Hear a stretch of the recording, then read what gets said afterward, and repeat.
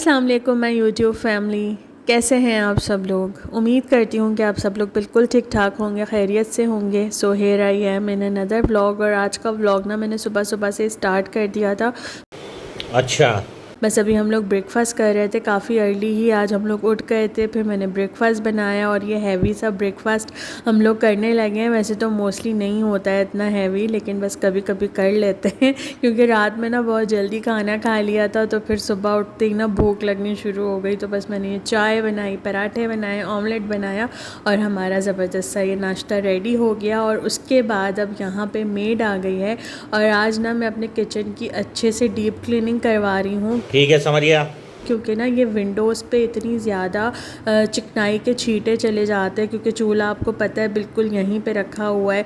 तो विंडो खोल भी लो फिर भी चिकनाई के इतने निशान होते हैं। और ये जो कैबिनेट्स हैं ना, इस पे भी बहुत ज़्यादा होते हैं। तो आज मैंने सोचा कि ये करवा लेती हूँ, लेकिन इशू ये हो रहा था यहाँ पे कि ये ग्रिल दे दी है इन्होंने।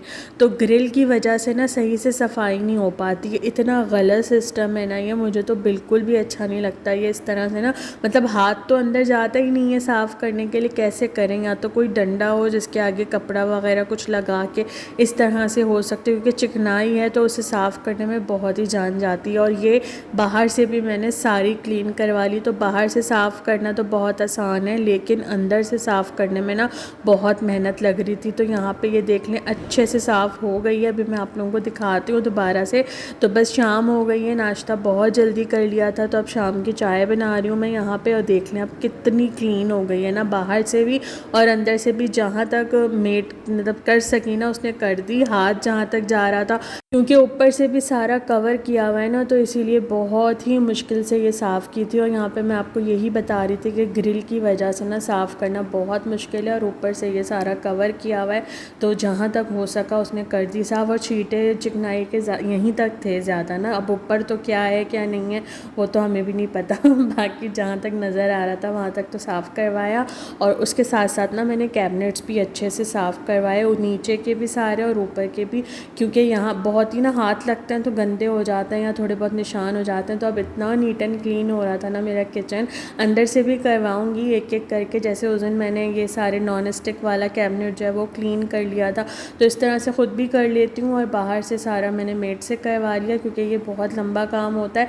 और अब ऊपर से भी ना मैंने साफ़ करवाए थे, क्योंकि ऊपर भी बहुत डस्ट हो जाती है। मैंने एक दफ़ा साफ़ करवा के अखबार बिछवा दिए थे, लेकिन अब वो ज़ाहिर है डस्ट इतनी ज़्यादा थी तो वो मैंने चेंज करवा के ना अच्छे से ऊपर से भी साफ़ करवा दिया। और उसके बाद ना हमने चाय पी। और अब यहाँ पे देखें अचानक से ना इतनी ज़्यादा ठंडिंग हो रही थी, मतलब कोई था ही नहीं दूर दूर तक बारिश का, लेकिन अचानक से ऐसा मौसम हो गया और बिजलियाँ बहुत ज़्यादा कड़क रही थी। और बिजली भी ना वो हो रहा था जैसे रेड हो रहा था बिल्कुल ना आसमान, तो उसको देख के डर भी लग रहा था, लेकिन हाँ मज़ा भी आ रहा था। एकदम से ठंडी ठंडी हवाएं चलनी शुरू हो गई, क्योंकि इतनी ज़्यादा गर्मी पड़ रही है ना मुल्तान में। अभी तो कुछ मौसम चेंज हो रहा है हल्का फुल्का, जैसे रात में ना खुनकी सी हो जाती है, बाहर निकलो ना तो थोड़ी मतलब खुनकी फ़ील होती है, लेकिन दिन में गर्मी बहुत है। और किचन में जाओ तो फिर तो पसीने खुश्क ही नहीं होते हैं। और ये जो जाती गर्मी होती है ना, ये एक दफ़ा ज़रूर बीमार करके जाती है। अभी मुझे फ़्लू हो गया है और मैं इसी से डर रही थी कि फ़्लू ना हो, लेकिन वो हो गया।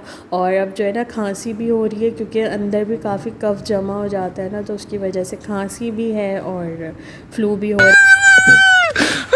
और देखें कितना रेड हो रहा है आसमान, तो मतलब इतनी ख़तरनाक बिजली हो रही थी। और साथ साथ ना फिर बारिश भी शुरू हो गई। तो पहले ना मैं पीछे गैलरी का शूट कर रही थी, फिर मुझे याद आया कि मैं आगे से भी तो देखूं क्या हालात हो रहे हैं। तो मैं आगे आई यहाँ पे टेरेस में, तो यहाँ पे तो इतना ज़्यादा हो रहा था, मतलब इतनी बिजली कड़क रही थी और साफ़ मतलब क्लियर नज़र आता है ना यहाँ से तो। और बारिश भी शुरू हो गई थी, तो थोड़ी देर तो मैंने यहाँ खड़े होकर इंजॉय किया वेदर। और उसके बाद ना अब मैं अंदर जा रही थी, क्योंकि ज़ाहिर खाना भी बनाना था और शाम का ही टाइम हो गया था। तो सबसे पहले ही मैं किचन में आई तो ये बर्तन वॉश हुए रखे थे, मैंने इनको समेटा।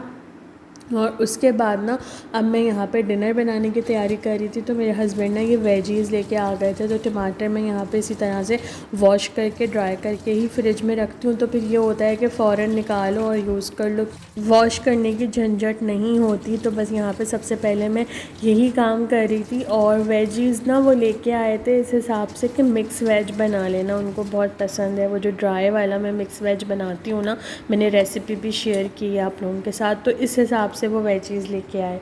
तो मटर भी ले आए थे, तो मटर तो मैंने फ़ौरन से ना छील के रख लिए। थोड़े से ही लाए थे, ज़्यादा होना तो फिर टाइम लग जाता है, थोड़े से थे तो मैंने फटाफट से छील ली। और यहाँ पे देखें गाजर लेके आए, प्याज और आलू। और मेन जो चीज़ होती है ना मिक्स वेज में, वो होती है फूल गोभी, तो वो लेके ही नहीं आया। तो फिर मैंने यही बोला कि उसके बगैर तो मिक्स वेज अच्छी नहीं लगेगी, मतलब बिल्कुल वो तो ड्राई बनती है। अब उसमें सिर्फ मैं गाजर और आलू और मटर तो डालूँगी तो कोई टेस्ट ही नहीं आएगा। तो फिर प्लान चेंज हो गया और अब मैं यहाँ पे बना रही हूँ आलू मटर का सालन। आलू मटर तो सबके घरों में बनता है, कुछ ड्राई बनाते हैं, कुछ ग्रेवी वाला बनाते हैं। मैं मोस्टली ग्रेवी वाला ही बनाती हूँ। तो उसके लिए ना सबसे पहले मैं यहाँ पे मसाला पीस लूँगी। और आज मैं थोड़ा सा ट्विस्ट करने वाली हूँ मटर आलू में, तो वो भी मैं आगे आप लोगों को बताती हूँ। तो यहाँ पे मैंने ये एक मीडियम साइज़ की प्याज ले ली है और 2-3 क्लोव्स मैं यहाँ पे गार्लिक के लूँगी, उसको मैं ग्राइंड कर लूँगी ना। तो इसी तरह से मैं बनाती हूँ। जो वेजिटेरियंस है ना उनको तो ये रेसिपी बहुत ही पसंद आएगी। तो ऐसा नहीं होता कि हम रोज़ ही मीट खा रहे होते हैं या चिकन या कुछ इस तरह का, नहीं, हम वेज मतलब वेजीज़ भी खाते हैं। और मिक्स वेज तो खैर हम दोनों को ही बहुत पसंद है। और गोभी आलू बनाती हूँ, बहुत ज़्यादा नहीं बनाती मैं वेज, लेकिन हाँ ये कि जो भी बनाती हूँ मज़े का बनता है। और बैंगन मुझे बहुत पसंद है, लेकिन वो मेरे हस्बैंड को नहीं पसंद, तो इसलिए वो मैं नहीं बनाती। करेले ये कि मैं भी खाती हूँ और मेरे हस्बैंड भी खा लेते हैं, तो वो भी मैंने बनाए थे। रेसिपी आप लोगों के साथ शेयर करूँगी जब दोबारा बनाऊँगी तो। और यहाँ पे देखें मैं इस तरह से ना इसको कट करके ग्राइंडर जार में डाल रही हूँ और मैं इसका ज़बरदस्त सा मसाला बना लूँगी। और साथ में मैंने ये मटर भी निकाल के रख लिए, बाकी मटर मैंने फ्रीज़र में डाल दिए थे, वो फ्रीज़ हो गए। तो यहाँ पे देखिए मसाला रेडी हो गया है इसका। और अब मैं यहाँ पे पाउडर्ड मसाले निकाल लूँगी सबसे पहले। तो इस तरह से सारे चीज़ें करके रख लो ना तो बहुत ही जल्दी से खाना बन जाता है, बिल्कुल भी टाइम नहीं लगता है। ये बड़ी अच्छी बात कही आप। तो सबसे पहले मैं यहाँ पे रेड चिली पाउडर निकाल रही हूँ। तो बेसिक मसाले जो जाते हैं हर खाने में वही इसमें भी जाएंगे, जैसे कि मिर्च, धनिया, हल्दी और नमक, यही सारी चीज़ें जाएंगी। लेकिन ट्विस्ट क्या करने वाली हूँ वो आगे आप लोगों को पता चलेगा।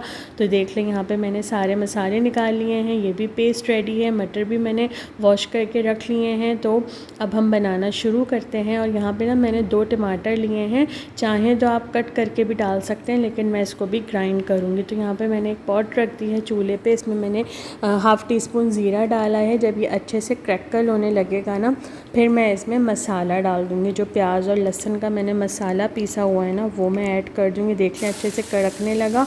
तो अब मैंने ये मसाला इसमें डाल दिया और इसको डालते के साथ ही ना मैं पाउडर्ड मसाले जो मैंने निकाल के रखे हुए हैं ना वो भी डाल दूँगी। और ये ना बहुत ज़्यादा स्प्लैश करता है, तो आप लोग फ़ौरन से इसमें पानी डाल दें। तो वो जो जार है ना उसमें जो पेस्ट लगा हुआ था मैंने उसी में पानी डाल के थोड़ा सा पानी इसमें ऐड कर दिया ताकि ये स्प्लैश ना करे, वरना ये बहुत ज़्यादा करता है। पूरे छींटे हाथ पे, कपड़ों पे, सब जगह आपके जाते हैं और बहुत गरम गरम भी लग रहा होता है ना। तो बेहतर ये है कि फ़ौरन से ना आप इसमें थोड़ा सा पानी डाल दें।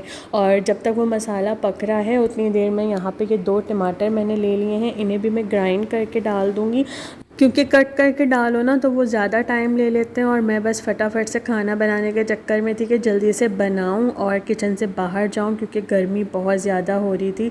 तो इस वजह से ना मैंने ये शॉर्टकट निकाला और मैंने इसको भी ग्राइंड कर लिया। तो ग्राइंड करने के बाद तो फिर ज़ाहिर है टाइम ही नहीं लगता। तो जब तक वो मसाला वहाँ पर भुन रहा है, अभी उसका ऑयल सेपरेट नहीं हुआ है, तो अब मैं ये टमाटर जो मैंने पीसे हैं ना ये भी डाल दूँगी ताकि दोनों चीज़ें एक साथ ही भुन जाएँ। और इतनी देर हमने इसे पकाना है कि इसका ऑयल सेपरेट हो जाए, जैसे कि हम मसाला नॉर्मली भूनते हैं उसी तरह से इसको भी पकाना है। तो मैंने कवर करके उसको पकने के लिए रख दिया है। और अब यहाँ पे मैंने ये 2 आलू ले लिए हैं, इनको पील करके कट कर लूँगी। आप लोग अपने हिसाब से जितने भी आप लोग लेना चाहते हैं उतने ले लें, मतलब जिस क्वान्टिटी में भी बना रहे हैं आप लोग उस हिसाब से लीजिएगा। मैं तो बस थोड़ा ही सालन बना रही हूँ 2 लोगों के लिए, फिर भी ज़्यादा ही हो गया था। मैं थोड़ा करके भी बनाऊँ ना कि हाँ कम बना रही हूँ, एक वक्त का बना रही हूँ, लेकिन फिर भी मुझसे ज़्यादा हो जाता है, पता नहीं क्या चक्कर मज़ेदार है। अब ये 2 आलू लिए हैं, इतने से ये मैंने मटर लिए हैं, 2 टमाटर, 1 छोटी सी प्याज, मतलब इतना सा सालन मैंने बनाया था, लेकिन ये भी ज़्यादा हो गया था और बच गया था। इससे कम मैं क्या ही बनाऊँ ना, मतलब मुझे समझ नहीं आता कि वो कौन लोग होते हैं जो बिल्कुल पूरा पूरा सालन बनाते हैं कौन है ये लोग? और बिल्कुल देगची साफ़ हो जाती है और बचता नहीं है। मैं तो नहीं बना सकती इतना थोड़ा थोड़ा और इतना पूरा पूरा खाना, मुझसे बनता ही नहीं है एक्चुअली। मैं चाहे कम भी बनाऊँ ना तो वो भी इतना ही बनता है। ये मेरा बिल्कुल कम है, जो क्वांटिटी मैं नॉर्मली बनाती हूँ, ये बिल्कुल जो कम है ना वो है ये। तो आप लोग देख लें, इससे ज़्यादा कम मैं कर नहीं सकती। तो ये भी बच गया था। अभी 2 आलू मैंने लिए थे, इनको मैंने कट कर लिया है, ये ऐड कर दिए। इसको 1-2 मिनट ना इसमें मसाले में भून लेंगे ताकि आलू में भी अच्छा सा फ्लेवर आ जाए। तो वेजिटेरियंस जो भी देख रहे हैं ना वो ज़रूर इस रेसिपी को ट्राई करें। ड्राई आलू मटर तो आप लोगों ने काफ़ी खाया होगा, लेकिन इस तरह से ग्रेवी वाला ट्राई करके देखें और नान के साथ और सादी रोटी के साथ ये बहुत ही टेस्टी लगता है।